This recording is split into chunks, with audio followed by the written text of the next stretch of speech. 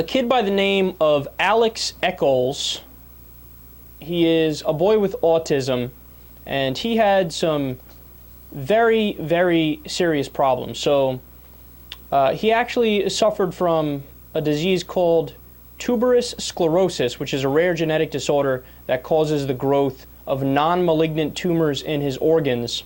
And doctors say that Alex's growths in his brain led to the autism and also has led to things like debilitating seizures and self-directed rage. Now, this is the very, very fascinating part. I saw a video on this, and I mean, when I tell you this kid just wails away at himself, I mean, he hits himself so hard. He's got bruises, he's got scars, he's got all types of battle wounds from just fighting himself. And it's really a scary thing to watch, man. Like, you think it's not even possible for somebody to hurt themselves repeatedly in that kind of manner. Like, it looks so painful. So, this kid's parents, Jeremy Echols is the dad, and he basically came out and said, look, you know, we've tried absolutely everything to get his situation under control.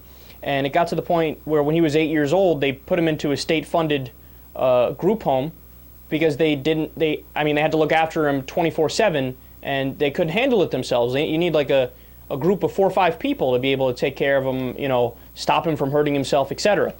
So they were doing some research. Alex's mom was on the internet, came across a couple articles that said medical marijuana treatments for children with autism and rage actually works. So she was like, look, man, we've tried absolutely everything. We're not happy about the fact that we're going to have to give our kid weed, but okay, let's try it. So they gave him weed. Worked like a charm. Hadn't hit himself once since, man. Twice a week, he has weed. I don't know the particular way they give it, I don't think he smokes it. I think it's, I don't know whether it's a drop of pure THC or something like that, but appears as if, I don't know the details of, you know, further complications down the road or of his multiple problems here, but it appears as if it's absolutely manageable with marijuana. Now, this, of course, leads to a bigger conversation here. Now, you guys know my position on drugs. I think they should all be legal at a federal level. I think that if you actually want to build a system and even pretend to be in favor of actual freedom, actual liberty, that means that you should have the right to choose what you put in your own body, right? It's a fundamental cornerstone of freedom. But people pretend like, no, we can still totally be free and not be allowed to put in our body what we want to. No, you can't. That would be the exact opposite of free.